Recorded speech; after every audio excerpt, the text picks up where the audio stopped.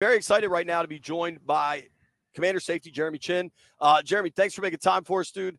BMitch and I were just talking about it. We both watched the Jets practice, and then we watched today. This looked like really good work for both teams. Yeah, I mean, it felt like it. It's always nice going against somebody else, a different team, when you're going against your own teammates since OTAs. So it's always good working these joint practices. Dan always talks about putting you all in tough situations and things of that nature. How do you react to how he's changing up different groupings and things like that to make sure you find out what guys can and can't do? Yeah, I think it's been really well. As far as switching up different personnels, guys working with different guys, and being in different situations, just seeing how our defense can gel together under whatever circumstance we're thrown at. So as you guys come down here and face a team like Miami with just track speed all over the place, Dan, before practice, said he likes to put you guys in almost more difficult situations on days like this than he necessarily will in games. What was it like going up? I mean, Tyreek's running around. You got Tua slinging it to him. I mean, there's a lot of talent on that Dolphins offense. Yeah, I mean, there is for sure. I mean, it's great work. Like with all the movements they do, the motions and stuff. It really keeps us disciplined with our eyes and certain techniques. So, I mean, no, they have a very explosive offense. They got track stars all over. They got a 4x1 team. So being in these situations, man, it's only gonna help us. How do you see this growth of the team has been going from the beginning to now? Because as media people and fans, we look at it, we think we know, but you're in it. You know exactly what you think. How the growth is going. Yeah.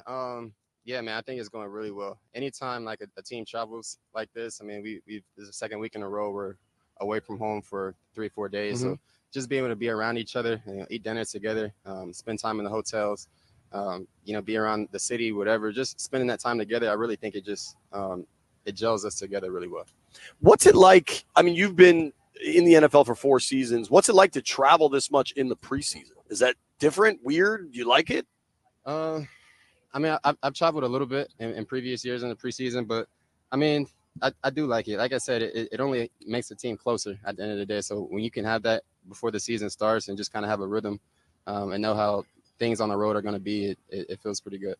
Well, and then getting an off day in Miami might not be the worst thing. Exactly, right? I mean, tomorrow, though, I'm sure you guys are locked in meetings, all sorts of stuff. Yeah. Do you get to, at least get out for a dinner or something? Yeah, for sure.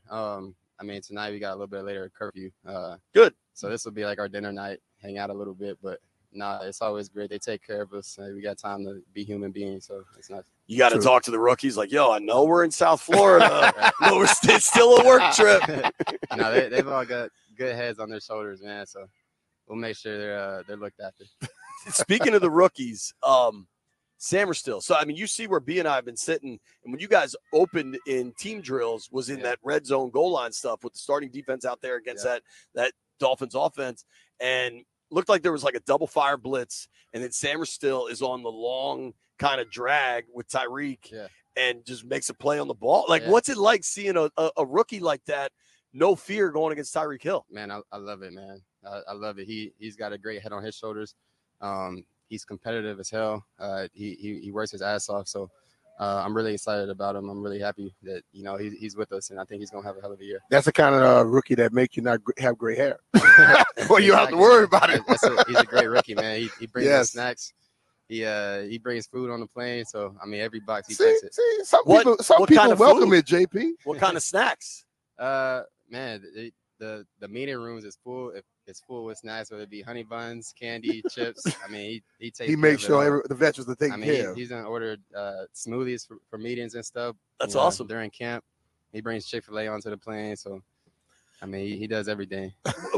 He'll have a good Christmas for sure. That's good to hear, dude. What's it like for you after 4 years in Carolina, where the last couple of years had to be pretty rough? You know what I mean? Where now you get this fresh start, and these guys clearly wanted you, identified you in free agency. How do you feel going into a season? This is your first season, after a rookie deal, after where your career started. Yeah, man, I'm super grateful for this opportunity, just to be able to work with the people that are in Washington and be able to see me and recognize me and know what I can bring to the table and see that. So I'm super appreciative of the opportunity that I have.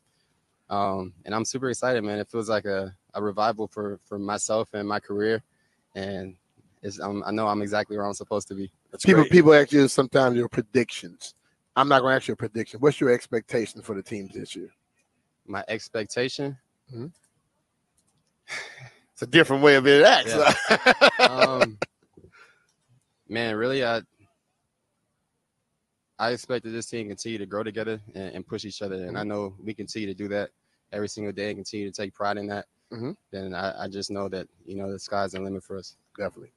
Now we've got Jeremy Chinn joining us now live on the Fan, Commander Safety. We asked you about Mikey, who's a rookie. We're gonna ask you about another rookie, right? Jaden Daniels, number 2 overall pick.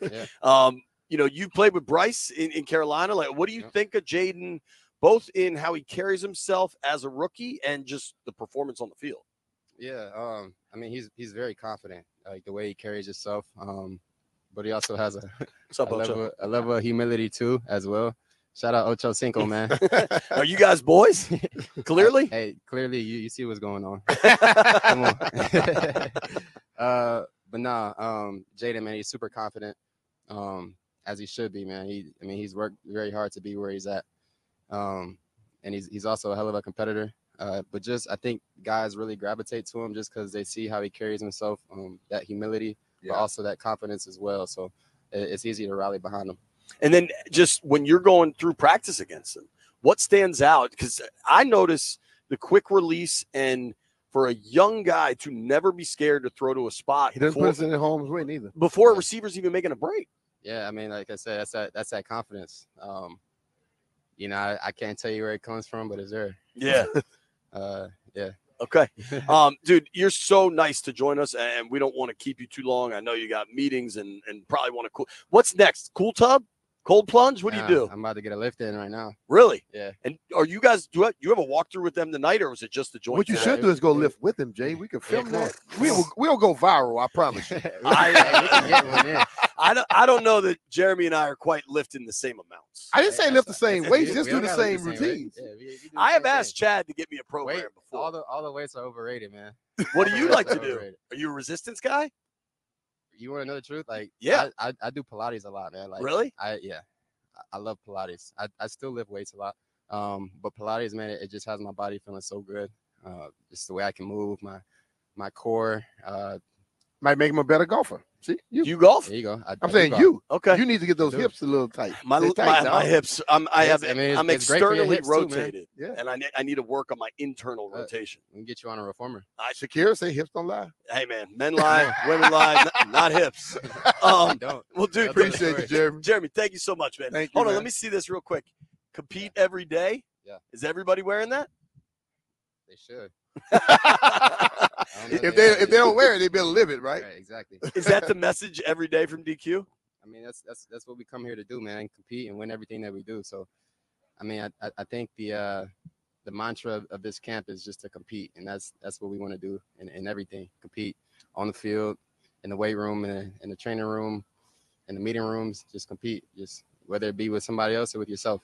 There you go. Hey man, thanks very much. I really appreciate you making time for us. All right, bro. Thank you for waiting through that break, too. That was kind of you. Thanks very much, man. That is Commander Safety Jeremy Chinn. What an impressive dude. I'll meet you at the Pilates studio. Thanks, Sam. Thank you, Sam. That was a lot of fun. That was a compete every day, Jay. Yeah. I mean, it's the only thing I talk about, Make it like if you're not trying to get better, just incrementally better daily, you're missing the boat. Well, dude, if you go back to, so I've talked about how last year got broken and then the team kind of fell apart in turn. If you go back to Chinn's rookie year in Carolina, we're going back to 2020. So we're going back a few years. Do you remember who won Defensive Rookie of the Year in 2020? 2020? Yeah. Chase Young. Yeah. You know who came in second? It was him. It was him. Yeah. I mean, he started out really, really strong. I think he had 2 pick sixes. He scored twice that season, 117 tackles. Then his role kind of changed, but the defense and the culture and the staff, I mean, it flipped over, I think, 3 times in his 4 years at Carolina. Right? Maybe even 4, dude. Wow. I think it was Rule, then Reich. There's a lot of stuff there. It was a problem. I mean, and I don't think people understand when you have constant change, it's hard to grow. You have different messages. You're adjusting. You can't. If you can't do something consistently, you never ever reach your full potential. You know, when you hear guys say, "Okay, I had this, I had that, I had that," and then you hear okay, let's look at Tom Brady. Tom Brady was in one place for 20 plus years. Right. He was able to get into a rhythm and live it. You think about other guys who you start something in 1 year, 2 year, boom, your coordinator's gone. He had the same coach, the same head coach with the same mindset for 20 years.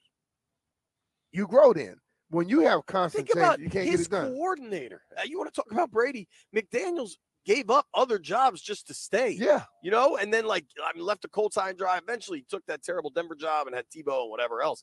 But situations can change careers so dramatically. And I mean, how many times have I talked about the example I love is Santana and Reggie Wayne, both coming out of Miami. One of them gets drafted to the Colts, gets to play with Peyton Manning, ends up in the Hall of Fame. There you go. You're telling me if that gets flipped and Santana gets drafted by Indy instead of playing for the Jets and the Skins, he ain't going to Canton? You see what he's done with mediocre quarterbacks. You know, and the thing about, I think when you look at that, see, this is how people got to look at stuff. Santana had some quarterbacks that weren't as good, just like Terry's going through his career right now. And now he hopefully has one that's going to be that guy for him. But they still produce with those. It just lets you know how good they really are. But they don't get that love when you don't have the right quarterback throwing it to you. Totally, man. Instead of people saying, well, damn, he did that despite. They look at the fact like, who's throwing him the ball.